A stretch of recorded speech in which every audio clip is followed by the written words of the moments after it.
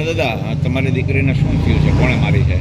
મારા જમાઈએ દીકરીને મારી નાખી. અઠવાડિયા પહેલાં મારા ઘરે આવી હતી ત્યારે પહેલાં એણે ફરિયાદ કરી હતી દાંતામાં કે બાપા આ રીતના માટે તોફાન કરે ને મારી હારે બાંધે છે દારૂ પી, અને મને ઘણું દબ્યું હતું રાતે અને દોરી બાંધીને ખેંચી હતી. તે પછી મેં દીકરીને કીધું કે બેટા તું ભાવનગર વી આવ અને અઠવાડિયું અહીંયા રહી જા, પછી સાંજ પડે ને તારે હું આવી જાય મોકલી.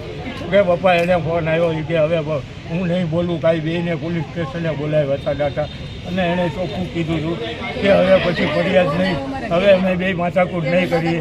ત્યારે જમાદાર સાહેબે એમ કીધું હતું કે આ છોકરાનો કોઈ ભરોસો નથી, મને થોડાક છોકરા ઉપર ડાઉન લાગે છે કે. તો મેં કીધું બેટા કેમ કર્યું? તો કે હું પપ્પા વહી જાઉં. તો મેં કીધું જા બેટા. તે પછીના આજ 10-15 દી રહ્યા ગયા ને આ બનાવ બની ગયો છે સાહેબ. કેટલા સમયથી આ ઝઘડો ચાલતો હતો દાદા? ઝઘડો 15 દી પહેલાં માથાકૂટ થઈ હતી, તે પછી માથાકૂટ નથી થઈ. કામ તો એ કામ કરે, આજ હું કામ ન કરું તો મારા ઘરવાળા મને હેરાન કરશે કેમ કે રડી નાખો. આજ 1 વર્ષથી 3 છોકરાને હાંચવા એટલે શું વાત છે.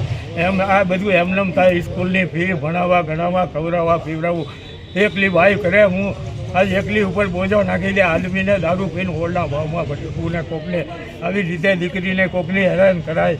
જે 15 ફૂલ જેવી દીકરી 15 વર્ષથી હારિયામાં આપેલી, કાલે ફરિયાદ એના માવતર અમારા ઘર ઊંધી 15 વર્ષ. તમારા સગા થયા લોકો કઈ